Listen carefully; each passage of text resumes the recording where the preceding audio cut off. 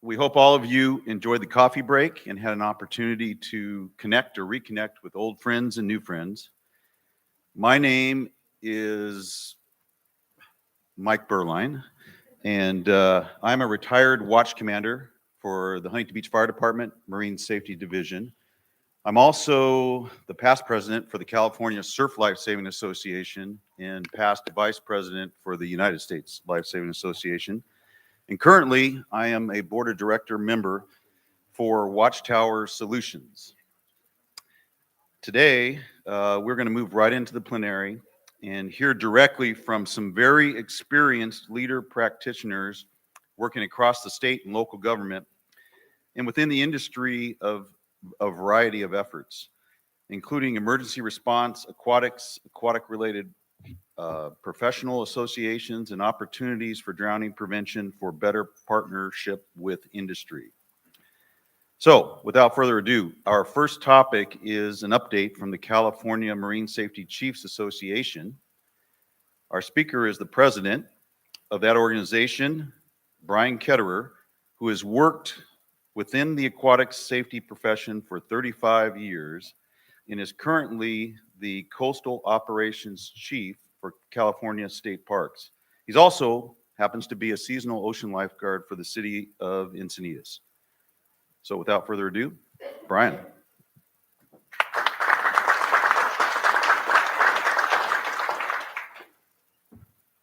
Thank you. Couple things about me. I did not beat Pablo Morales, so I have that claim to fame from the gentleman before me. 35 years in the lifeguard industry. That last session, I don't know who would want to follow that, but it really made us think about where we've come from, all of us in the lifeguard profession. For me, it was somebody taking me to learn to swim practices, wasn't my parents, learning how to swim, getting into a swim club, having somebody pay my dues because my parents couldn't afford it, and then getting to a point where on a football field, the water polo coach comes out and says, you need to go play water polo. And from then on, here I sit 35 years later with a career that I actually love, and it actually does something. It benefits the public. So I appreciate that. So I think, if anything, it was a stark reminder of we have to give back from what we've done or what we've been provided thus far.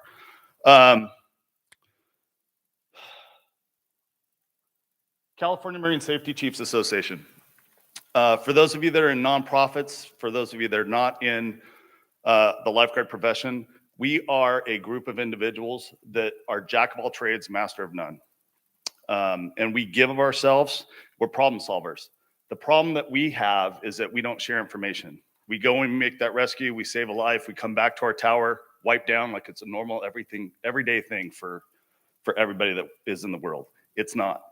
And so what we're trying to do in the California Marine Safety Chiefs Association is align all of the agencies in California to work together in specific areas. Think of high risk, low frequency. Those items that we don't always do every day, but if we did them the same way, it doesn't matter what agency shows up on scene, we're all collaboratively working together. And so that's what, kind of under a fire model, that's what we're looking to do. So we are a 501c3 organization. We're representing approximately 38 California state, county, and municipal lifeguard agencies and harbor patrol offices throughout California. We try to provide guidance and policy review to leaders in aquatic public safety and their agencies. So a lot of our larger agencies, we have policies, we have standard operating procedures, and we work within those guidelines. A lot of our smaller agencies, they don't know where to turn. They're trying to grab anything they can to just make the organization work. And so the idea is greater numbers, we're gonna get everything done, we're gonna be more aligned in how we meet our the obstacles that we have in our profession. We develop guidelines and policy templates. And then our objective, again, is to be a collaborative group and develop standardized procedures so that no matter where you go, whatever the issue is, we're all coming to the scene, we're all doing the same thing. Some of the things that we have worked on so far, rescue watercraft operations was our first one. You look at some of the things that we're doing in San Diego, the Orange County chiefs are doing. We decided we needed to create a base model that everybody was trained to the same standards. And so we developed the guidelines, and it's not me sitting up here sitting at a computer saying, oh, this sounds good. This is a collaborative effort, again, taking the experts in the field and saying, this is the best practice that we can provide you so that we're safe and our public is safe. Another one is Code 3 and beach driving operations. Our greatest liability is not so much the water, it's the vehicles that we're driving up and down a beach when there's millions of people on it. And shark incident, bluff collapse response. Again, when we have an issue, oil spill in Orange County, tsunami, that is going to be a key topic of our meetings in April, of what can we do to make sure that we're more cohesive and we have a voice at the table when we enter those ICs, because we are the experts of the coastal community and the beach. And so we need to have a place at the table. And we all, shark incidents, it's born out of an incident. You know, somebody has an emergency, a threat, and we come together and say, okay, how can we solve this together? What can we do better next time? And again, we're developing the standards that we can use statewide. And I would like to add, and not to toot our own horn, but USLA has come to us multiple times on our operation plans and our training policies, and it's using those things. They're often watered down because California is so complex, but we are getting national recognition for what we do, and I like that. California Marine Safety Chiefs is associated with agencies to prioritize the greatest need of training, guidelines, and policy.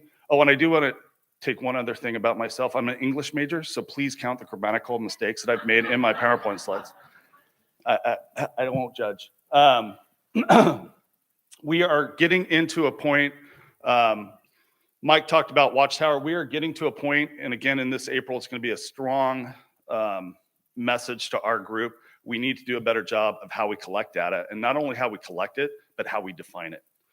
Renee did a great presentation yesterday, and it just showed the power of data. And I think a lot of our presenters did, but Renee really opened my eyes yesterday that this, and we knew this, but we have to get somewhere that we are collecting data the same way and tracking it in a better fashion. We have also opened up a forum for our agencies to discuss access documents. One of the things in the last 5 years that I've been president, not only are we doing the guidelines that people can follow, but we're also starting to turn out training materials. So again, larger agencies have a lifeguard training program. San Diego City and multiple agencies within San Diego are doing a multi-college community lifeguard training course. But again, a lot of us don't have the training materials, and if they're handed something, it just improves everyone around the state. Sharing documents and data with other interstate agencies in the USLA. Again, very proud of the fact, I think the shark incident response guidelines was a really cohesive nut that we filled, where we all came together and said, it's not only about how we respond and care for a patient on scene, it's how we message this to the public. So we have actually brought in a shark expert, Dr. Chris Lowe from Cal State Long Beach. He shares information with us annually. And then we also uniformed and unified statewide what our shark response signage should be, whether it's a warning, an advisory, or an actual incident, and we've closed the beaches. And again, adopted in multiple, we're working with people on the East Coast in Maine, Florida, and I'm trying to remember, I think it's New York, that we're all talking as agencies trying to figure out how we do this so the public understands exactly what we're trying to put forward. And then facilitation and support during major incidents. I talked about this a little bit before. One of the things that we pride ourselves on is taking the expertise, the expertise of each agency and using them. Ms. Thompson talked about Newport Beach, peer counseling. What a treasure. And so our nexus, our connection to that with the Cal Chiefs is we want to put them in direct contact with agencies that are having problems. We had the bluff collapse in Encinitas 2 years ago, Sydney. And a simple phone call from the Cal Chiefs to Newport to say, hey, these guys need some help. The next day, lunch, surfing, volleyball, whatever the team needed to get through that massive weight that they were carrying after that incident. Signage, we develop the signage, we provide the vendor. If an agency can't afford it, we put in the money or we front the money from multiple agencies to get them the signage that they need. And then additional resources and equipment loan. San Diego, very proud of, and we want to do this throughout the state. If somebody has a major critical incident, we share resources. So much like a fire department, a vehicle, assets, apparatus is going to cover those beaches adjacent to them. So again, we're talking throughout the state. Environmental emergencies, beach closures, Orange County oil spill, first of its kind in a long time. Not a lot of people had any idea of what to do. And it was, I'll be honest, in the operations center, it was a complete chaos. I pride the fact that our lifeguards stepped up to the challenge. All the public information that we provided was brought forth by the lifeguard community. And really saying, we don't need paper. I don't need trash on the beach to explain what an oil spill is. I need a QR code. I just need some signs to put up. And the county responded to that simply based on what the lifeguards had shown them. Debriefs of critical incidents and events, best developed practice agencies. Again, we're always looking for our lifeguards. The great thing that I love about the Marine Safety Chiefs is you bring us a challenge. This week, the challenge is going to be drowning and how to prevent it. We want to take that on. We want to work and find solutions. That's what lifeguards do. And I think, again, if you look at this side of the room, and I don't know how we got so segregated, but nonprofits, if you look at this side of the room, they want to help. They've got the expertise, and they will dig in and find a solution for you guys, regardless of what the problem is. And with that said, very proud that we are partnering with the California Surf Lifesaving Association. This coming April, we're doing training. It will be offered virtually for those of you that can't attend. We're doing, on April 5th, we're doing a field scenario where we're going to take our seasonals and rank and file and go through bluff collapse response, how to land a helicopter, and media relations. And then we have Surfline talking about weather forecasting and how to use that within the professional lifeguard arena. And then April 6th, again, Dr. Lowe will be talking about sharks, and we have Department of Homeland Security telling us how to be safe around maritime interdiction, so ponga boats and other items that show up on our beach. And then a discussion on smart beach technology. How do we collect data? How do we share it? How do we get that on a national and even international level? And then April 7th, 8th is a CSLSA event. Our training before the 7th and 8th is completely free. And again, if you guys are interested in any of that, please register at theyodelpass.com, and we'll send you the link to have that virtual sent. And then we'll also be doing recordings. Any questions for me? I want to give you guys some time back for lunch. All right. Thank you very much.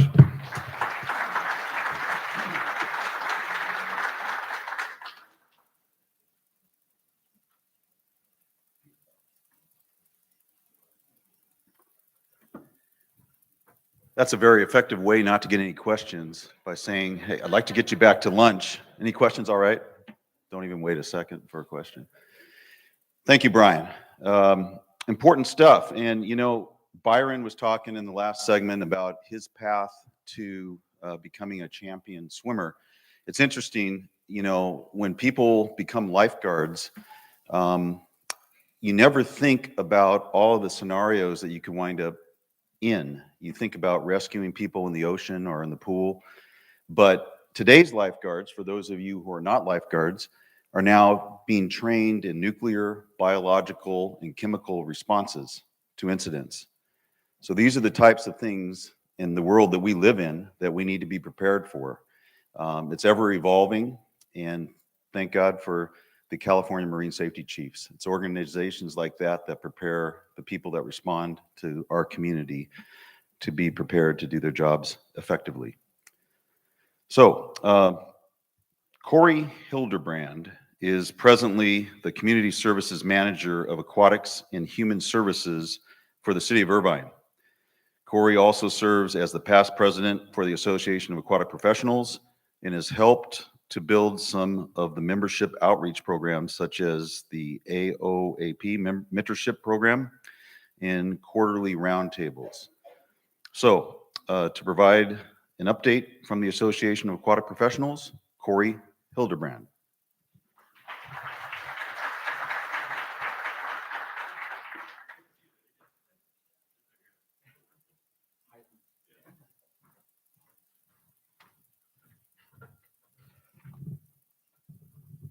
All right.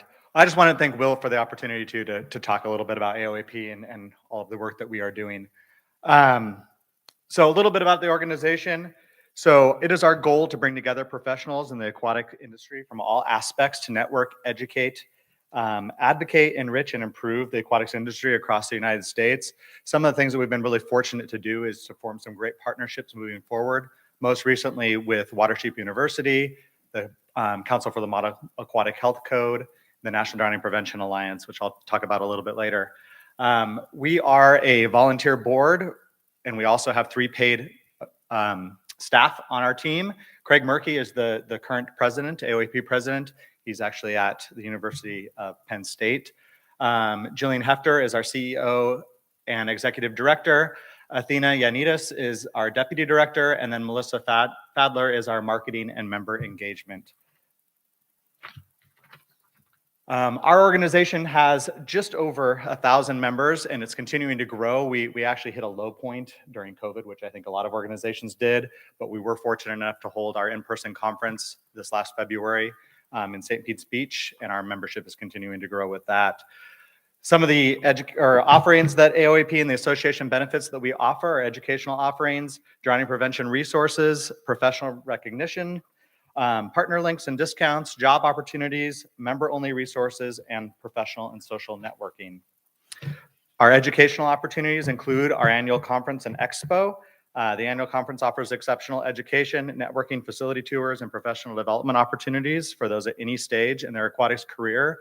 We are actually actively looking for sessions, so if that's something that you would like to do, we would more than welcome that. Some of the things that we're looking to do is continue to expand our outreach in some of our tracks, and we've been really lucky to work with NERSA and get CEUs offered for those in the NERSA in college industry. We also are looking to expand to beach lifeguarding too, and would love to have some presentations on that, as well as the military as well, and try and get them more involved.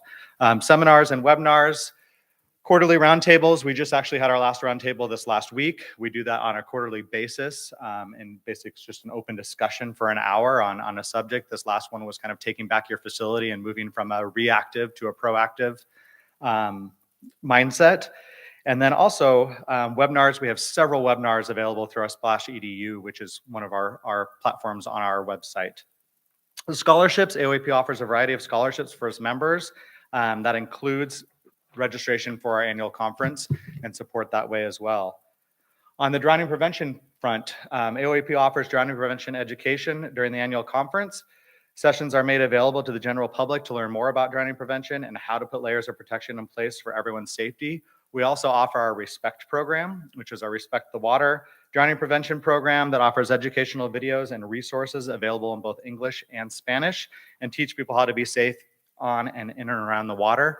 I'll make a little pitch. We actually just filmed a video, a life jacket fitting video with Elizabeth Weisel in St. Pete's Beach that was just released, and I'd be more than happy to share that with everybody. It's just on YouTube, and we'd love everybody to use that as a resource. Also, our Respect program, our PSAs are all recorded by Matt Biondi, so it's kind of a cool lead-in with that as well. And then lastly, our swim lesson and life jacket grants. These grants are available to all AoAP members, and they provide funds for learn to swim programs or life jackets for people to use in and around your facilities. And that's been a great program that we've been able to do. Professional recognition. So AoAP did form their own recognition program, which is the AQP designation. It's a 2-year credential that establishes your education as key components and quality aquatic professional in the areas of risk management, programming and staff training, drowning prevention, leadership and executive development, and then diversity and inclusion. We also have the Competitor Aquatics Professional of the Month, which is a recognition program for all aquatics professionals where you're nominated, and then we select you as Aquatic Professional of the Month, and you're recognized at our annual conference. On the job opportunities, AoAP does have a job board that we offer, and it goes out every single week. We actually have AoAP Weekly that you can look at all jobs all across the country as opportunities to apply and network. Networking with top professionals. We actually just rolled out a new forum on our website that's a little more interactive. It allows for people to pose questions, and those can answer, and there's a lot more sharing that's going on now with that. That actually just was opened up 2 weeks ago, so we're really proud of that opportunity. And then our volunteer positions too, to help with our conference and expo, volunteer in different committees such as drowning prevention, and to get involved in the grassroots level of their profession.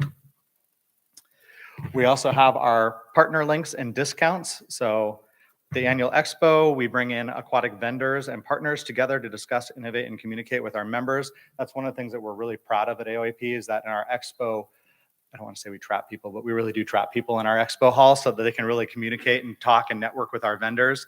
That's one of the things we've been really successful at, and we hear year after year is that people are really happy as vendors to come and attend our conference just because of all the networking opportunity that we provide there. Hydro apps, if you don't know what that is, that's a Councilman Hunsacker application that it's really geared towards pools, but it can help you track chemicals, staffing, in-service trainings, all sorts of things like that. As a member, you get a 15% discount, and then aquatic liability insurance also is offered as a discount in a partner organization. Some of our other member-only resources are Splash EDU videos. So these are to help you gain knowledge and your skill set with instructional videos that are only available, like I said, to our members. And then our new connectaquaticpros.org, where you can maintain your professional credentials, connect with other AoAP members, access resource library, and formulate topical discussions in an online member network. And I should say too that one of the things that we are really pleased that we've been able to do is our membership is really, really cheap. It's $40 per year. So as an organization with what we offer, it's probably one of the best bangs for your buck. So, and lastly, our professional and social networking opportunities, obviously at the annual conference and expo. We provide a lot of opportunity for networking. And then lastly, our mentorship program that we will be in our second year coming up. We actually are unveiling that for mentors to apply here in April. That actually, AoAP members are eligible to either become a mentor or a mentee. We actually have opened that up to anybody. So if that is something that you're looking for, we would be more than happy to provide you with the resource with that and set you up. So, and with that, if you have any questions, my email is up there. You can also email the info@aquaticpros.org to find out more information. I'm more than happy to help, and I definitely have cards and stuff too. So if you catch me during lunch, I'd be more than happy to provide you with my contact information.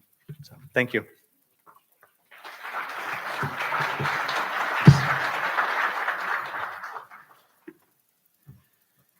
Thank you, Cory. Any questions for Cory? All right. Yes, we do have one. Jose. When is your conference? In February every year. The next one I think is February 13th through 16th in 2023, and it'll be in Colorado Springs.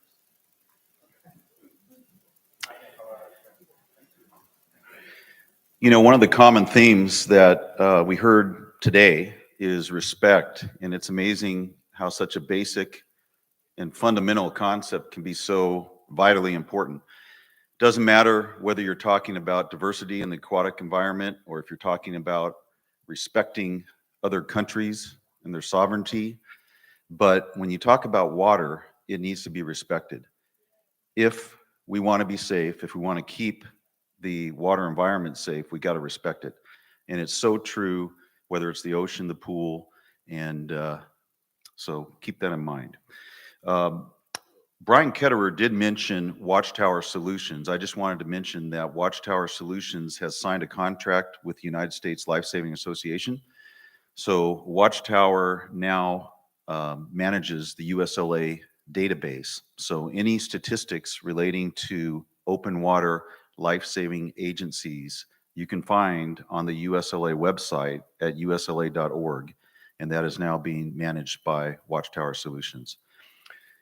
Our next, we're going to have a slight variation from the agenda, and we're going to move into the last part before we come back to the California Parks and Rec Society. So we're going to transition into partnering with industry. I have a few bios to read, so please bear with me. These are a couple, actually three very distinguished panelists. The first is Michael Lasher. He is the staff director of the California Pool and Spa Association, a pool industry organization advocating for the industry, building professionalism through education and supporting growth initiatives in aquatics. Mike has over 30 years of experience in trade and professional association management, including past positions representing the pool industry going back to 1992 as the executive director of the Orange County chapter of the National Spa and Pool Institute. CPSA is now an affiliate of the Pool and Hot Tub Alliance, a national organization representing the pool and hot tub industry with standards, model codes, water safety, outreach, and advocacy. Our second speaker, and it seems like we need to have gold medalists each day with this group here at the summit. So we have a gentleman who has a few of those things. His name is Rowdy Gaines. You may have heard of him. He serves as Vice President of Partnership and Development for the Pool and Hot Tub Alliance.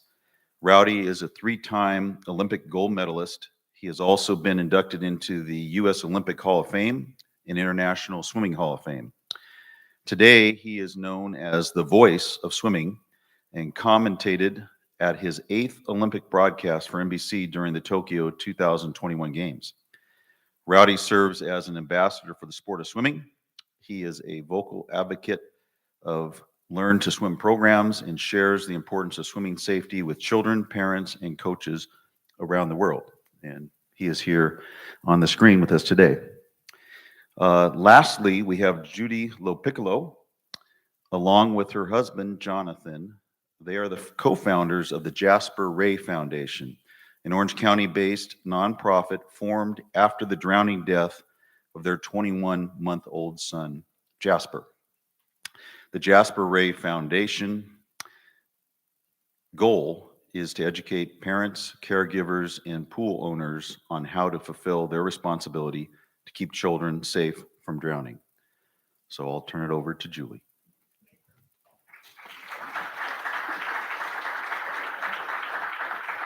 Hi, my name's Rowdy Gaines. I think I'm supposed to go first, but hope I'm not jumping on somebody. But thank you for allowing me to take a couple of minutes to chat with you. I do work for PHTA. I run our Step Into Swim program. That's sort of our philanthropic initiative where we raise money to be able to give out to several different lesson providers around the country in order to teach children the life-saving gift of swim lessons.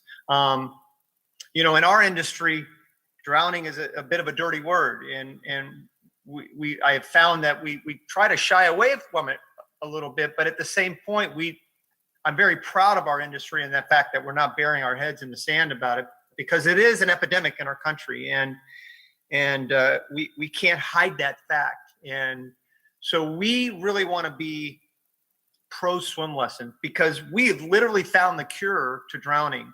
And that is specifically having your child take a swim lesson. It has been proven that a child that takes formal swim lessons reduces that risk of drowning by 88%. So there's your cure in a nutshell. The great thing about our organization and our foundation is 100% of the money that we raise goes directly out to those lesson providers. And our goal is to try to teach a lot of those underserved and fragile communities the life-saving gift of swimming, because in many communities it is even more than an epidemic. For example, an African-American child is 5 times more likely to drown than their Caucasian counterpart. It literally breaks my heart when I see that a child drowns. I get a Google alert on my phone every day whenever a child drowns in our country. And I get at least 10 a day. And it's heartbreaking, because I know in so many cases, and in most cases, it's so unnecessary. And especially in California, where drowning rates are through the roof, those tropical belts, Florida, Texas, California, Arizona, it really is a problem. So I think the only way we're going to do this is come together. I'm very, very proud of our organization. I also serve on the board of directors for the Zach Foundation. I've done that for the last 10 years. I'm so incredibly proud of what they've been able to do on a national scale. Megan Ferraro, the executive director there, and the Cohn family are amazing heroes. I know Jasper's family are literal heroes. I can't imagine, as a father of 4, a grandfather of 5, losing a child to drowning, and you have 2 paths to go. You can go down the path of walking away from it and and living a life of by yourself, or you can do something about it. And that's why I'm so proud of the Cone family, and certainly Jasper family, even though I've never met them, that they're doing something about it. So I guess my point is I really feel that if we're going to do this, we all have to come together, and it really is about education. It's a simple fact of don't get on your phone when you're out by the swimming pool with your child. Most drownings, 80% of them happen in front of an adult. So the point is tell people to get off your phone, right? It's not rocket science. There are so many easy ways to educate the public, especially those communities that don't know a lot about drowning. It's the second, I mean, I'm sure most of you, not all of you, I hope you've heard about these facts because they're important.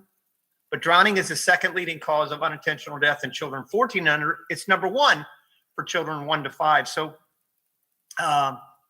it's something that we all can do something about. And as we approach the summer months, I know our industry have built more swimming pools over the last 2 years than they have over a lifetime. I can't begin to tell you the percentage of building swimming pools has gone through the roof, and that means drowning rates will go through the roof. Thankfully, our industry is doing something about it. Companies like Floridra, Premier Pools, who are in California, are huge companies that have said, we want to do something about it. We want to make a difference. And so I'm proud that Step Into Swim and PHTA can partner with them. But again, I want to thank everybody for letting me take a couple minutes. And I'm not sure who I turn it over to, Mike next, or you guys know, but thank you. If you have any questions, you can feel free to ask me now. My email is rgaines@phta.org. Feel free to email me anytime, rgaines@phta.org. But thank you again. Thank you so much, Rowdy.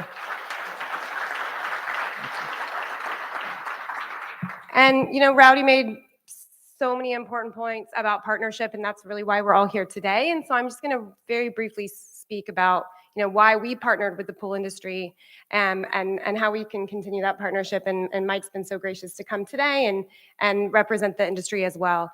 So many of you know me and have had the chance to hear our story.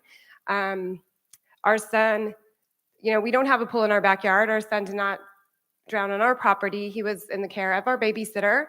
He was supposed to be being cared for in our home. She took him to her home where there was an unfenced pool. He was 21 months old, so he got away for just a moment from her, and she did not check the water first. She checked the home, checked all around the home, under the beds, in the closets. By the time she made it out to the backyard to find him there, he was unconscious. He did not survive. So I think when we have traumatic events, you know, all of us turn to the resources that we have in our life. And for us, that was the pool industry. I grew up with, my father was a pool service and repairman. He quit his job early on in my life and started his own company servicing and repairing pools here in Orange County, and taught both of my brothers to do that. And they have all have businesses here in Orange County. And I grew up going to these pools with my dad in the summer, you know, making some extra money. And I knew these families, I knew their kids, I knew their dogs. These mostly men have a really great opportunity to get into the backyards of pool owners all over California. So we partnered up with these individuals who are mostly independent business owners. And, you know, our slogan is, it's your job to keep me safe. Because of the way that Jasper's drowning was largely out of our control, that pool was largely out of our control, we believe that it's so important to educate pool owners on their responsibility to safeguard that pool. You know, children should not be cared for in homes that don't have four-sided isolation fencing. And if you choose not to put an isolation fence up in your home, then you have to understand that when there's children on your property, you know, either they shouldn't be there at all, or that you have to take responsibility for the risk that entails. So our partnership with this industry involved sending, you know, water watcher tags with these guys, educational information. You know, we wanted to share Jasper's story with these people who have pools in their backyard, so they understand, you know, their responsibility and making sure that dangerous condition on their property is kept as safe as possible. And we have found this industry to be so engaged and so willing to do this work and really take responsibility for the product that they're providing. So I'm going to pass it over to Mike, who's a representative from the California Pool and Spa Association today, so he can talk a little bit about what their organization is doing. Thank you so much.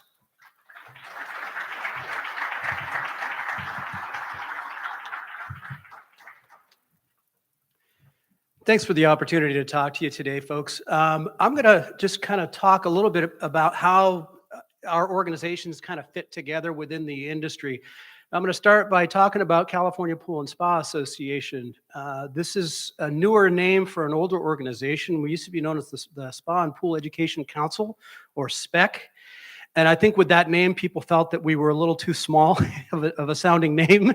So we changed our name to the California Pool and Spa Association. And our role had traditionally been educating the public about swimming pools and spas and the safe enjoyment of such, and also educating our lawmakers so that we had sensible laws for people to enjoy our members' products. And from the industry standpoint, I think there's probably maybe one industry that doesn't care about their customers and the customers' enjoyment of their products, and that's maybe the tobacco industry. With the pool and spa industry, legacy versions of the National Association, the Pool and Hot Tub Alliance, has always been driven by a sense of social responsibility. And we've acted on some of those things most often before government mandated those things. There was the Virginia Graham-Baker Act that was passed in 1997 to address the suction entrapment hazard that can happen with swimming pools and spas. Our industry association, back then it was the Association of Pool and Spa Professionals, developed the ANSI 7 standard, which are those things that can be taken to address those. PHTA also has several standards and codes. We have a model barrier code, and there's also of course, I talked about the suction entrapment hazard. We have guidelines for electrical safety and equipment safety, and again, we are, we want our customers who have swimming pools to be able to enjoy it in the safest manner possible. And we are also very delighted to be partnering with community organizations such as yours. Now, Julie's been involved for, I guess, some years now. And, she introduced me briefly with the Orange County chapter of NSPI. And back then there was a small network that started at the county level, which was the Drowning Prevention Network, I think is what we were calling it. I don't know if any of you are involved in that. I had volunteers from our organization at the chapter level that were. And we have California members that are also very excited to get involved with your efforts here and be supportive of what you're doing.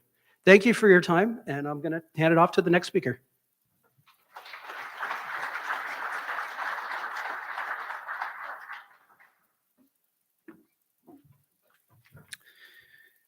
Thank you very much. Any questions? Thank you. We will move to Lydie Gutfeld, who has worked in local government for the past 30 years and is now the new Director of Parks, Recreation, and Community Services for the City of San Bernardino. Congratulations.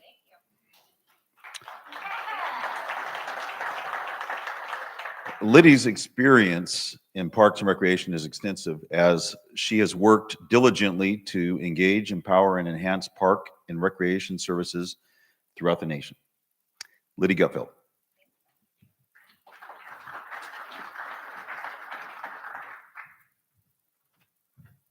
They always move recreation to the end.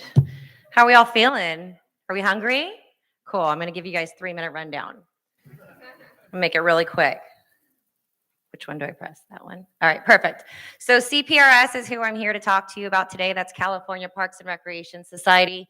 Pretty much our main goal at CPRS is to advance the parks and recreation profession. I've given you the breakdown here. Statewide, we have over 4,000 members, 5 regions to cover the state, 15 districts to cover those regions, and 7 sections. So basically, I'm here to talk to you about the aquatic section. So our mission really with the aquatic section is that we unite aquatic professionals. We really look to make sure that we provide educational opportunities and make sure that information gets out that can affect and effect our profession. We really look to also look at state and federal advocacy and see how we can get involved legislatively and make sure that people understand that aquatics is important and essential at all aquatic facilities. We also work really hard to recognize aquatic professionals across the state. We have an awards program that's pretty extensive, but our areas of focus are staff management, program development, and safety guidelines. We are our aquatic section has 300 agency members. And what that means is, yes, we have 4,000 members, but there's over 300 agencies. That's parks and rec agencies, that's cities, that's special districts that are involved in the aquatic section. We have statewide representation on district, section, and state boards. So it's not just the aquatic section. We literally have an aquatic section member that is represented across the state on each one of those 22 section and district boards. We're leaders in the Aquatic and Water Safety Education Forum. We just celebrated our 20th anniversary with California Aquatic Management School. It's held in Northern California and in Southern California on alternating years. We also host the Aquatic Intensive every year at the conference, and we also have our Drowning is Preventable series. Here's our last speaker series. We call it the DIP Speaker Series. So if any of you guys are interested in being a speaker, please find me today. We'd love to have you. But these are just some of the examples of the speakers. Shonda Rosa obviously is well known. AoAP has always been well represented, but we also have professionals that are within the field that started as aquatic professionals, maybe as lifeguards, but then moved into executive management positions like myself. So some of the hot topics and things that I like to focus on with the aquatic section is we have a strong social media presence. We're really making sure that we get the information out. The cool thing about the aquatic section is we can also send information out to all 4,000 members. And so anybody who works for any agency that has a body of water is going to want the information, especially when it comes to May Water Safety Month. So our training and session highlights are pretty huge. Our speakers, we don't just stick within California. We go nation. We've even had international speakers come out and talk to us. Sponsors, we really look to make sure that whoever our sponsors are going to benefit all of our members. We do provide scholarships to students and professionals, and it's an exciting opportunity for people that are just getting started in our field, students that are in our field, and then people who have also been in our field for a long time. We do have a lot of collaborations with SCAPOA, BAPOA, San Diego Aquatic Council, and also we share our networks with AoAP, NERSA, and some of the stuff that Cory was talking about as well. I'm going really fast just because you guys are hungry. All right, so kind of how we can enhance what we do here with CPRS is, and help you guys, is we have access to California Parks and Rec lobbyists. So our main office, our headquarters is in Sacramento, a few miles away from the government building. So we have no problem walking into the doors with our signs and our picket fences, and we do it all the time because that's Parks and Rec. We're not ashamed. We have a group of leaders that's actually dedicated to legislative action. They're an advocacy team. We call them the A team. We also have our Jedi team that's been put in place in the last 2 years. And so a lot of great information that we can disseminate to any of you guys. So again, find me. We're a section made up of all levels of the profession. So we don't just focus on part-time. We also have full-time executive management. We also have educational sessions for city managers, commissioners, and council members as well. And we can disseminate information on various levels of leadership. So our 7 sections, out of those 7, one of them is the administrator section. It is just focused on directors, managers, and CMs. So why should you include Parks and Rec? Well, because you need to be the Leslie Knope of whatever you do. So I'm a true believer that, we have to, as Parks and Rec professionals, build facilities with one purpose, and that's enhancing the quality of life in whoever comes through those facilities. We have the ability to educate our elected officials. So one of our jobs as Parks and Rec directors is a little different than other departments, is we're the ones that are doing the special events. We're the ones that are making sure that they understand the impact. And we're the ones that are going to be able to get out there and spread the word a lot easier because we have that footprint and that touch every single day, not just in aquatics, but across the entire city and whatever agency you're working for. We also love a good committee with a good purpose. So we'll make sure we play. And then, some of the things that people always say about Parks and Rec is we're kind of like the cockroaches. We just don't go away. So it's like we can have the crappiest things happen, whether it's budget cuts, COVID, or whatever, but we're going to be the ones that are going to find a way to do it and a way to make it work, and we're going to find subsidies. I think one of my favorite things about Aquatic section is we found a way to do mommy and me swim lessons in bathtubs virtually during COVID. So that was just kind of one of the cool things that we kind of came up with. But we also have the ability to touch different age groups from babies all the way to seniors, and that is really helpful with aquatic safety. And that's it. So there you go. Get some lunch. Wow, we did pretty good there. Everybody had the same goal. So I'd like to just leave you with 3 quick thoughts. In life saving, whether you're at the pool or at the beach, there is no margin for error, because if we make a mistake, there could be a fatality. So the goal for lifeguards, whether you're at the pool or at the beach, is to make sure that everybody safely enjoys their day so that they can enjoy the sunset, go home to their families, and come back and see us another day. And finally, the common theme today, besides respect, is swimming is a survival skill. Spread the word and enjoy lunch. Thank you.